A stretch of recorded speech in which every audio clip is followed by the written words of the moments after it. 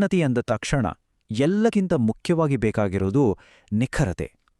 ಈ ನಿಖರತೆಯ ಮೊದಲ ಹೆಜ್ಜೆಯೇ ಒಂದು ಸರಳ ಆದರೆ ತುಂಬಾನೇ ಪ್ರಮುಖವಾದ ಕೆಲಸ.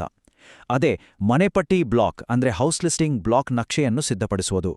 ಇದೇ ನೋಡಿ ಇಡೀ ಜನಗಣತಿ ಪ್ರಕ್ರಿಯೆಯ ಅಡಿಪಾಯ. ಈ ಕೆಲಸವನ್ನ ಇನ್ನಷ್ಟು ಸರಳವಾಗಿ ತಿಳಿಸೋಕೆ ಸರಳ ಸನ್ಮಾರ್ಗವು ಈ ಮಾಹಿತಿ ಮಾರ್ಗದರ್ಶಿನಿಯನ್ನು ಸಿದ್ಧಪಡಿಸಿದೆ. ಇದು ಈ ಪ್ರಮುಖ ಕೆಲಸವನ್ನ ಸುಲಭವಾಗಿ ಅರ್ಥ ಮಾಡಿಕೊಳ್ಳಲು ಸಹಾಯ ಮಾಡುತ್ತೆ.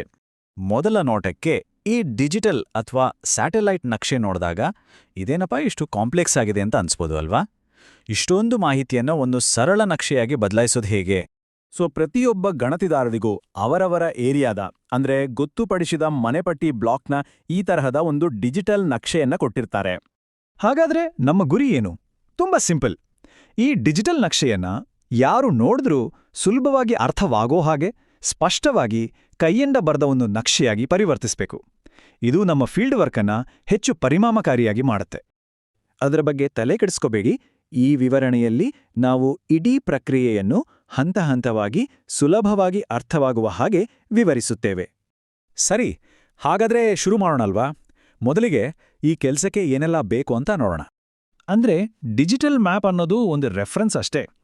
ಆದರೆ ನೀವು ಫೀಲ್ಡ್ನಲ್ಲಿ ನೋಡೋ ನಿಜವಾದ ಮಾಹಿತಿನೇ ಈ ಖಾಲಿ ಶೀಟ್ಗೆ ಜೀವ ಕೊಡೋದು.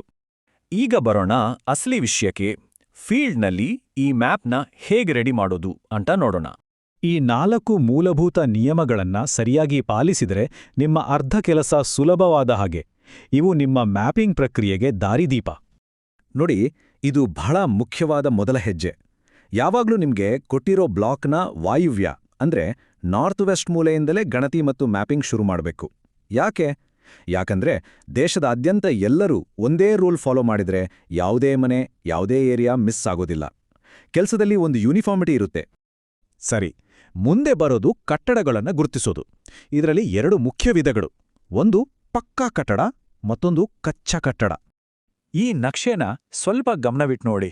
ಬೇರೆ ಬೇರೆ ತರಹದ ವಸತಿ ಮನೆಗಳನ್ನು ಗುರುತಿಸೋಕೆ ಈ ಚಿಹ್ನೆಗಳನ್ನು ಹೇಗೆ ಬಳಸಲಾಗಿದೆ ಅಂತ. ಇದು ಮ್ಯಾಪ್ನ ಒಟ್ಟು ನೋಟದಲ್ಲೇ ಅರ್ಥ ಮಾಡ್ಕೊಳ್ಳೋಕೆ ಸಹಾಯ ಮಾಡುತ್ತೆ. ಇಲ್ಲಿ ಒಂದು ಇಂಪಾರ್ಟೆಂಟ್ ಪಾಯಿಂಟ್ ಇದೆ. ಇದನ್ನ ತುಂಬಾ ಜನ ಕನ್ಫ್ಯೂಸ್ ಮಾಡ್ಕೋತಾರೆ. ಕಟ್ಟಡ ಸಂಖ್ಯೆ ಬೇರೆ, ಜನಗಣತಿ ಮನೆ ಸಂಖ್ಯೆ ಬೇರೆ. ಇವೆರಡೂ ಒಂದೇ ಅಲ್ಲ. ಉದಾಹರಣೆಗೆ ಈ ಚಿತ್ರ ನೋಡಿ. ಕಟ್ಟಡ ನಂಬರ್ 3ರಲ್ಲಿ ಬ್ರ್ಯಾಕೆಟ್ನಲ್ಲಿ 2 ಅಂತ ಬರೆದಿದೆ. ಅಂದ್ರೆ ಒಂದೇ ಬಿಲ್ಡಿಂಗ್ನಲ್ಲಿ 2 ಬೇರೆ ಬೇರೆ ಕುಟುಂಬಗಳು ವಾಸವಾಗಿವೆ ಅಂತ ಅರ್ಥ. ಈ ಸಣ್ಣ ವಿವರ ಜನಸಂಖ್ಯೆಯನ್ನು ನಿಖರವಾಗಿ ಅಂದಾಜು ಮಾಡಲು ತುಂಬಾನೇ ಅವಶ್ಯಕ. ಹಾಗಾದ್ರೆ ಒಂದು ಕಟ್ಟಡದಲ್ಲಿ ಯಾರೂ ವಾಸ ಇಲ್ಲ ಅಂದ್ರೆ ಏನ್ ಮಾಡೋದು? ಸಿಂಪಲ್. ಅದು ಅಂಗಡಿ, ಗ್ಯಾರೇಜ್ ಅಥವಾ ಖಾಲಿ ಕಟ್ಟಡ ಆಗಿದ್ರೆ ಅದರ ಚಿಹ್ನೆಯ ಮೇಲೆ ಹೀಗೆ ಒಂದು ಅಡ್ಡಗೆರೆ ಎಳೆದ್ರೆ ಸಾಕು. ನಕ್ಷೆ ಅಂದ್ರೆ ಬರೀ ಮನೆಗಳು, ಬಿಲ್ಡಿಂಗ್ಗಳು ಮಾತ್ರ ಅಲ್ಲ. ಆ ಏರಿಯಾನ ಸುಲಭವಾಗಿ ಗುರುತಿಸೋಕೆ ಹೆಗ್ಗುರುತುಗಳು ಅಂದ್ರೆ ಲ್ಯಾಂಡ್ ಮಾರ್ಕ್ಗಳು ಕೂಡ ಬೇಕು. ದೇವಸ್ಥಾನ, ಶಾಲೆ, ಪೋಸ್ಟ್ ಆಫೀಸ್ ಹೀಗೆ. ಇದು ನಿಮ್ಗೂ ನಿಮ್ಮ ಸೂಪರ್ವೈಸರ್ಗೂ ನಕ್ಷೆಯನ್ನ ಸುಲಭವಾಗಿ ಅರ್ಥ ಮಾಡಿಕೊಳ್ಳಲು ಸಹಾಯ ಮಾಡುತ್ತೆ. ಸರಿ, ಇದೆಲ್ಲ ಆದ್ಮೇಲೆ ಒಂದು ರಫ್ ಡ್ರಾಫ್ಟ್ ರೆಡಿಯಾಗುತ್ತೆ. ಅದನ್ನು ಫೈನಲ್ ಮ್ಯಾಪ್ ಆಗಿ ಪರಿವರ್ತಿಸೋದು ಹೇಗೆ? ಬನ್ನಿ ನೋಡೋಣ. ಫೀಲ್ಡ್ನಲ್ಲಿ ನೀವು ತಯಾರು ಮಾಡಿದ ರಫ್ ಮ್ಯಾಪಿಂದ ಕೊನೆಗೆ ಈ ಥರದ ಒಂದು ಅಚ್ಚುಕಟ್ಟಾದ ಕ್ಲಿಯರ್ ಆಗಿರೋ ಫೈನಲ್ ಮ್ಯಾಪ್ ರೆಡಿಯಾಗುತ್ತೆ. ನೋಡೋಕೆ ಎಷ್ಟು ಚೆನ್ನಾಗಿದೆ ಅಲ್ವಾ? ಇದು ನಿಮ್ಮ ಬ್ಲಾಕ್ನ ಒಂದು ಪಕ್ಕಾ ಗೈಡ್, ನಿಮ್ಮ ಶ್ರಮದ ಫಲ. ಫೈನಲ್ ಆಗಿ ನಾವು ಕಲ್ತ ಪ್ರಮುಖ ನಿಯಮಗಳನ್ನ ಮತ್ತೊಮ್ಮೆ ಶೀಘ್ರವಾಗಿ ನೋಡ್ಬಿಡೋಣ. ಇವೇ ನೋಡಿ ನಿಮ್ಮ ಜನಗಣತಿ ಮ್ಯಾಪಿಂಗ್ನ ಗೋಲ್ಡನ್ ರೂಲ್ಸ್. ಒಂದು ನಿಖರವಾದ ನಕ್ಷೆ ತಯಾರಿಸೋಕೆ ಈ ನಿಯಮಗಳನ್ನ ಯಾವತ್ತೂ ಮರಿಬೇಡಿ. ಈಗ ನಕ್ಷೆ ತಯಾರಿಸುವಾಗ ಪ್ರತಿಯೊಂದನ್ನು ಬರ್ಕೊಂಡು ಕೂರೋಕ್ಕಾಗಲ್ಲ ಅಲ್ವಾ? ಅದಕ್ಕಾಗಿಯೇ ಈ ಸ್ಟ್ಯಾಂಡರ್ಡ್ ಚಿಹ್ನೆಗಳನ್ನ ಬಳಸೋದು. ಪಕ್ಕಾ ಮನೆಗೆ ಒಂದು ಚೌಕ, ಕಚ್ಚಾ ಮನೆಗಾದ್ರೆ ಒಂದು ತ್ರಿಕೋಣ, ವಸತಿಗೆ ಬಳಸದ ಕಟ್ಟಡ ಅಂದ್ರೆ ಅದಕ್ಕೆ ಗುಣಿಸು ಚಿಹ್ನೆ ಹಾಕಿದ ಚೌಕ. ಹೀಗೆ ಪಕ್ಕಾ ರೋಡ್, ಕಚ್ಚಾ ರೋಡ್, ದೇವಸ್ಥಾನ, ಶಾಲೆ ಹೀಗೆ ಪ್ರತಿಯೊಂದಕ್ಕೂ ಒಂದು ನಿರ್ದಿಷ್ಟ ಸಂಕೇತ ಇದೆ. ಯಾಕಂದ್ರೆ ದೇಶದ ಯಾವ ಮೂಲೆಯಲ್ಲೇ ನಕ್ಷೆ ಮಾಡಿದ್ರೂ ಎಲ್ಲರಿಗೂ ಒಂದೇ ರೀತಿ ಅರ್ಥ ಆಗ್ಬೇಕು.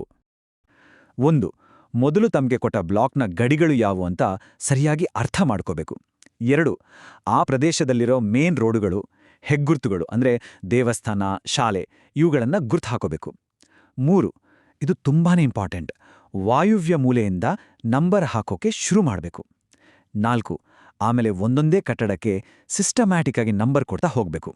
5, ಕಟ್ಟಡ ಸಂಖ್ಯೆ ಜೊತೆಗೆ ಜನಗಣತಿ ಮನೆ ಸಂಖ್ಯೆಯನ್ನು ನೋಟ್ ಮಾಡ್ಕೋಬೇಕು. ಕೊನೆಯದಾಗಿ ಯಾವ ದಿಕ್ಕಿನಲ್ಲಿ ನಂಬರ್ ಹಾಕೊಂಡು ಹೋಗ್ತಿದೀವಿ ಅಂತ ಬಾಣದ ಗುರುತು ಹಾಕಿ ತೋರಿಸ್ಬೇಕು. ಇಡೀ ಜನಗಣತಿ ನಕ್ಷೆ ತಯಾರಿಕೆಯಲ್ಲಿ ಒಂದೇ ಒಂದು ಗೋಲ್ಡನ್ ರೂಲ್ ಇದೆ. ಅದನ್ನ ಯಾವತ್ತೂ ಮರೆಯೋ ಹಾಗಿಲ್ಲ. ಅದೇನಂದ್ರೆ ನಂಬರಿಂಗ್ ಅನ್ನ ಯಾವಾಗ್ಲೂ ಬ್ಲಾಕ್ನ ವಾಯುವ್ಯ ಮೂಲೆ ಅಂದ್ರೆ ನಾರ್ತ್ ವೆಸ್ಟ್ ಕಾರ್ನರಿಂದಾನೇ ಶುರು ಮಾಡಬೇಕು. ಇದು ಕಡ್ಡಾಯ. ಕಾಶ್ಮೀರದಿಂದ ಕನ್ಯಾಕುಮಾರಿವರೆಗೂ ಇದೇ ನಿಯಮ. ಆ ಗೋಲ್ಡನ್ ರೂಲ್ ಪ್ರಕಾರ ನಕ್ಷೆ ಹೇಗೆ ಶುರುವಾಗುತ್ತೆ ಅಂತ ಒಂದು ಉದಾಹರಣೆ ನೋಡೋಣ.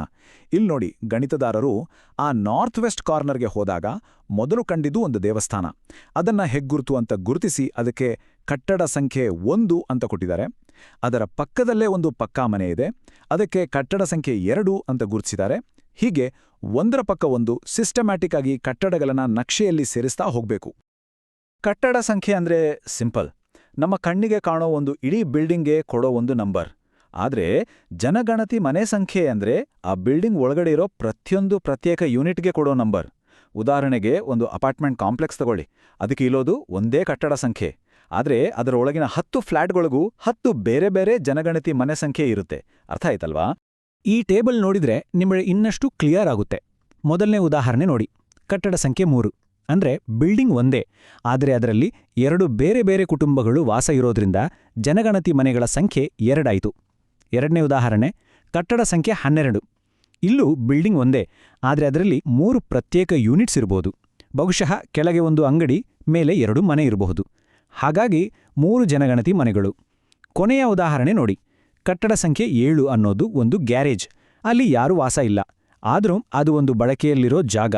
ಹಾಗಾಗಿ ಅದಕ್ಕೂ ಒಂದು ಜನಗಣತಿ ಮನೆ ಸಂಖ್ಯೆ ವಸತಿಯೇತರ ಅಂತ ಕೊಡಲೇಬೇಕು. ಹಾಗಿದ್ರೆ ಜನಗಣತಿ ಮನೆ ಅಂದ್ರೆ ಬರೀ ವಾಸ ಮಾಡೋ ಮನೆನಾ? ಖಂಡಿತ ಇಲ್ಲ. ವಾಸದ ಮನೆ, ಅಂಗಡಿ, ಆಫೀಸು, ಶಾಲೆ, ಹಾಸ್ಪಿಟಲ್, ದೇವಸ್ಥಾನ, ಮಸೀದಿ, ಚರ್ಚ್, ಫ್ಯಾಕ್ಟ್ರಿ ಎಷ್ಟೇ ಯಾಕೆ, ವರ್ಷಗಳಿಂದ ಬೀಗ ಹಾಕಿರೋ ಖಾಲಿ ಬಿಲ್ಡಿಂಗ್ ಇದ್ರೂ ಅದೂ ಕೂಡ ಒಂದು ಜನಗಣತಿ ಮನೆ ಅಂತಾನೆ ಲೆಕ್ಕ. ಇಲ್ಲಿ ನಾವು ನೆನಪಿಡಬೇಕಾದ ಒಂದು ಮುಖ್ಯ ಅಂಶ ಅಂದ್ರೆ ಕಣ್ಣಿಗೆ ಕಾಣುವ ಪ್ರತಿಯೊಂದು ರಚನೆಗೂ ಒಂದು ಸಂಖ್ಯೆ ಕೊಟ್ಟೇ ಕೊಡಬೇಕು, ಯಾವುದನ್ನು ಬಿಡೋ ಹಾಗಿಲ್ಲ. ಸೊ ಇದರಿಂದ ನಮಗೆ ಒಂದು ವಿಷಯ ಸ್ಪಷ್ಟವಾಗತ್ತೆ. ಏನಂದ್ರೆ ಒಂದು ಬ್ಲಾಕ್ನಲ್ಲಿ ಜನಗಣತಿ ಮನೆಗಳ ಸಂಖ್ಯೆಯು ಅಲ್ಲಿರುವ ಒಟ್ಟು ಕಟ್ಟಡಗಳ ಸಂಖ್ಯೆಗಿಂತ ಯಾವಾಗಲೂ ಹೆಚ್ಚಾಗಿರುತ್ತೆ, ಅಥವಾ ಕನಿಷ್ಠ ಪಕ್ಷ ಸಮನಾಗಿರುತ್ತೆ. ಯಾವತ್ತೂ ಕಡಿಮೆ ಇರಕ್ಕೆ ಸಾಧ್ಯವೇ ಇಲ್ಲ. ಸರಿ, ಫೀಲ್ಡ್ ವರ್ಕ್ ಎಲ್ಲ ಮುಗಿತು, ಕೈಯಲ್ಲಿ ಕಚ್ಚಾ ನಕ್ಷೆನೂ ರೆಡಿ ಇದೆ. ಈಗ ಬಂತು ಕೊನೆಯ ಹಂತ.